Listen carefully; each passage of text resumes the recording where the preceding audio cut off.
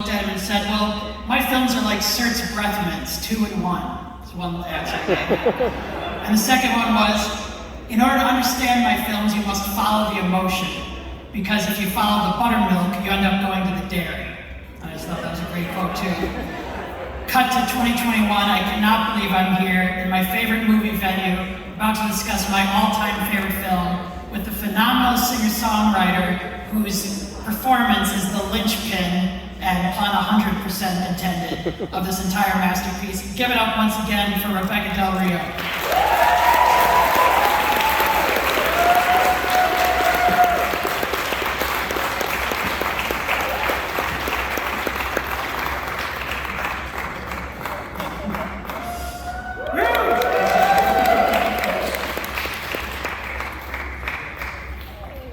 So good to see you. We had a wonderful conversation for RogerEbert.com. We talked on the phone a little while ago, and I was explaining to you why this is my favorite film, and I said, you know, this could have been just a failed TV pilot. It started as a TV pilot, and we have a great video rental place in Chicago called Odd Obsession, where you can watch the unaired pilot, and how he was able to take all of these seemingly disparate elements, particularly your incredible performance of Lorando, and put together a masterpiece is just astounding to me. So my first question is, what were your initial impressions when you saw the film, and how have your thoughts on this film kind of evolved over the past 20 years? Well, thank you very much. Again, a wonderful interview, and thank you for being here. Thank all of you. To answer that question, I think that one of the first things is that no one really knew what that movie was about, because initially it was a pilot, so sort of that secrecy that he does with Twin Peaks and you know, hysteria. So I don't think any of us really knew what was going to happen. So when I was invited to the DG, I sat next to David, and I was able to see the whole movie next to him, and it was a little bit uncomfortable. Especially after that scene where Naomi asks, have you ever done this before? And she says, I don't know. That's like one of my favorites. It's a great line. But it was very uncomfortable. I think the idea was he got everyone's attention, and then I came up. So seeing it now 20 times at least, I don't have the best grip on exactly what's going on, but I still like it, and you can't look away. No. So. No, it's true. I mean, do you want to say, because you told me during the interview, how this was such an important scene for David when he wanted to make the film, if you want to mention that? Yeah, so when I met David, I had already been singing Crying for quite some time, Llorando in Spanish, and I got my record deal and all that, and so when I sang it to him, he recorded it, and it became a thing for him. He was obsessed with it, and that pilot didn't have Silence to it. So he created Silence to it for the whole club. Yes, he created that entire scene after hearing my voice, and he decided to make that, from what I understand, that cliffhanger for the original pilot. Yeah. It's amazing, because he would show people the scene, and he'd say, you know, this is why I need the money to make this movie. Just look at this song. It's amazing. You mentioned me that Blue Velvet is your personal favorite Lynch film. I'd love to hear a bit why. And of course, another amazing piece of work. Oh my gosh! Well, I wouldn't you agree? I mean, it's incredible. Probably one of my favorite films of all time. Yeah. And it's because it's very strange and delightful, and I love Isabella Rossellini. Oh. She's beautiful. And I think that it's that sort of place where you go and you think everything's rosy, but it's really not. And I think that's sort of the thing that David loves to portray in many of his movies, is that you know, that idea of something that's going well, but it's that undercurrent of exactly, the disorder. One thing that absolutely blew my mind, I'd never heard of until you told me, was that you had another scene in this film if you'd like to tell the audience about this, because that really was kind of amazing. The deleted scene. And I'm happy that it was deleted because I think it set something up that maybe would have put me in a... I feel that me just coming out was a lot more mysterious, but the scene itself was set up in the dressing room of the theater, which is actually the Tower Theater downtown LA, which is now an Apple store. And yes, and so apparently I was a drunk, and I had a very mean manager who was trying to get me on stage, and so he drags me out of there. And I did it a couple of times, and David didn't really like the way my shoes sounded. So I think that's why he took it out. But I'm really glad because I didn't want to have a setup. I mean, imagine if you saw that and you think, oh, okay, another drunk Latina. But no, it was that I just show up and then I just faint, and the music still goes on, and it tells you that that's that dream state that you're just right before you wake up. Yes. I thought it was pretty cool. Because you're able to project onto you as opposed to say, oh, well, she's drunk and she's falling over drugs. It's not nearly as interesting that way. But it's so beautiful, and that was another thing. Some people think that this is a lip sync job because that's what Club Silencio is. It's all an illusion. But I'd love for you to tell them again, because this particular recording you did was at Lynch's house, if you want to kind of go back a bit to that, and then how this was actually, it was syncing to that original track, and you were actually singing. Yes, so when I sang for David at his house studio, I didn't know he was recording me. But, you know, anyone says sing into that mic, they're recording you. So just make sure you know that. And so that was the song that was haunting him. So when he did the playback, when I was filming, he said, just mouth the words. And I said, well, David, I can't do that because that's not authentic. You wouldn't see the vibrato, you know. You can't do that. You have to, you know, in order to be realistic, you have to actually be singing. So I just sang along every time, you know. And the mic was live too. He did the same thing in Twin Peaks. The mic's live. I sing along, and that's why I think this was the best lip sync I've ever seen. That was lip sync. That's right. It's the best. I'd love to ask you a bit about Roy Orbison as well, because again, you sing his work so beautifully, and people who grew up listening to the work and may not have learned Spanish, I think it's a great introduction to the beauty, obviously, of that language as well. What is it about Roy Orbison and Joe Nelson's work that appeals to you? Well, first of all, they're classic, beautiful, beautiful works. And, you know, stand the test of time. This is, you know, any genre, any, you know, era. They're just so gorgeous. And Joe Nelson is an amazing songwriter.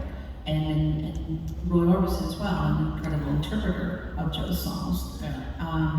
And I had such an affinity for it. And a friend of mine was, you should sing this in Spanish. And I would sing it a cappella because not very many people knew the changes. Yeah. So I just thought this would be dynamic to sing without music.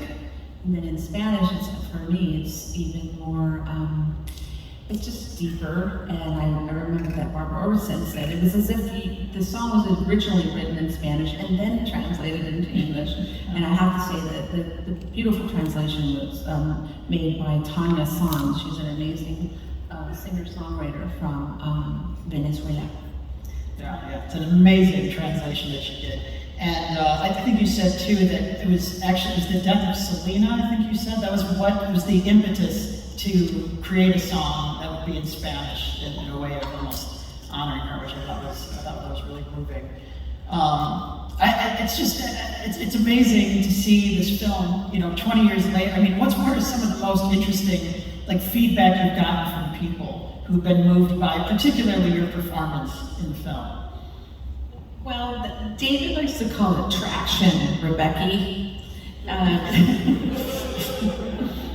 And yeah, definitely. The most traction I think I've received is just a wonderful David Lynch fans. all over the world. They're just so dedicated, and I love them. I love them because we have like that same thought process and how we think about film and how David, presents it and how we try to interpret it. It's nice, and I think that also, having the opportunity to sing with the Royal Philharmonic and with staying in Elton John and James Taylor at, Carnegie Hall, all these things would probably not have been as easy to obtain had I not been in this iconic film. And I'm just very grateful for that, and I'm grateful that that David saw that there was some value in that, to have a Spanish singer. Yeah.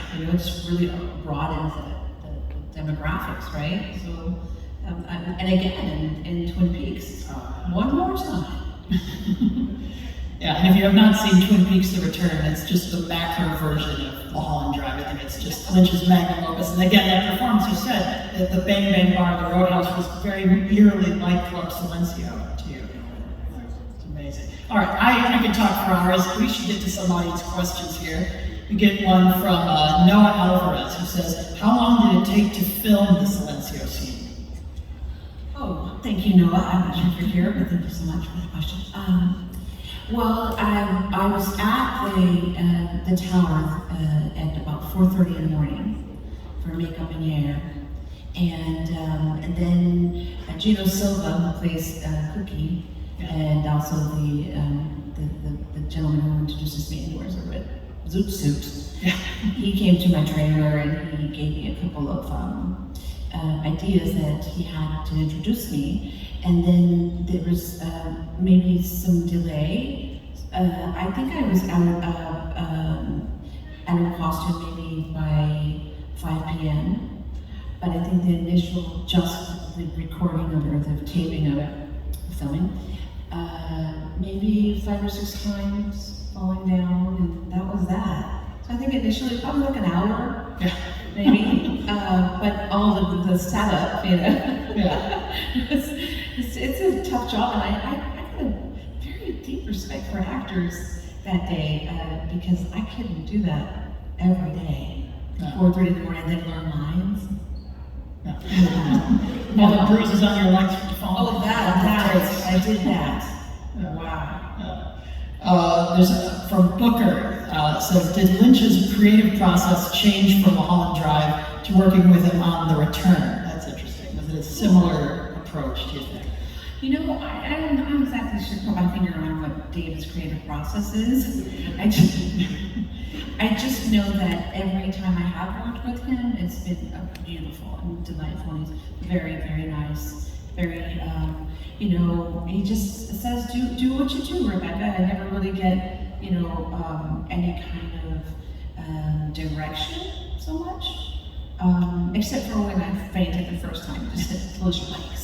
And then every single time afterward, he ended up with the first take. But other than that, David's just really, the creative process that he does. And we interestingly enough, we were all in the same location.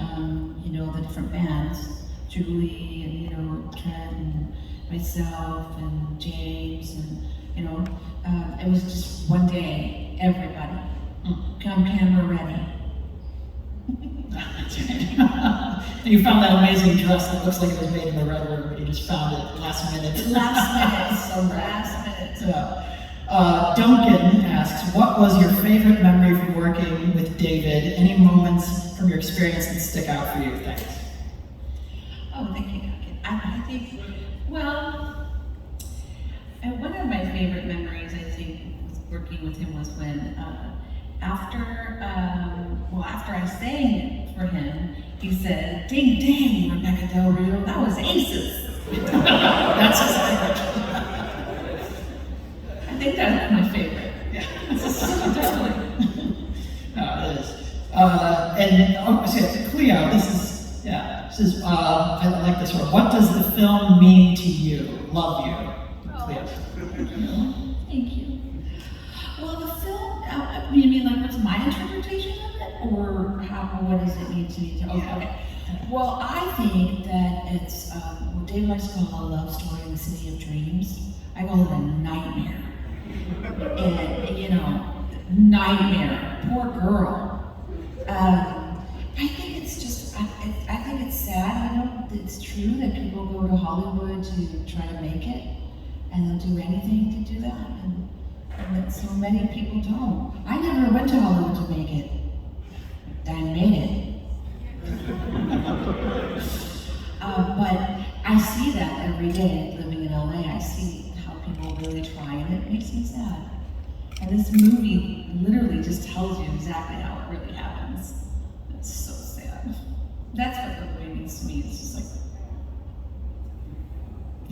it's terrible. And let's just acknowledge Naomi Watts and Laura Lena Harding, two of the greatest performances in cinema, I think. Amazing. Both so amazing. And you were moved too that you said, you know, here I am, a Latina singing this song, not underlined as like the Latina in quotes, not making a deal about it, but just the fact that I'm singing Spanish and then here's Laura, a Latina, watching, and you found that moving, just in general. Absolutely. Yeah. All right, let's see. We have Ari. It says, what's the movie that's emotionally affected you the most? It could be any movie. Oh, well, I watch a lot of movies, and we were kind of thinking about that. I think one of the first movies that I just randomly saw, it may have been 6 years old, whatever happened to Baby Jane. That was traumatizing. But it just set the stage for all my David Lynch movies. So I think one of my favorites is Blue Velvet. Over and above this movie, Blue Velvet. And the Roy Orbison song that was almost in Blue Velvet was Crying. Yeah. Yes, and he didn't do it. He went with In Dreams instead. Mm-hmm. Glad he didn't do it. I'm so glad he didn't do it. Well, Rebekah, thank you so much for being here. Thank you all for being here. Such a pleasure.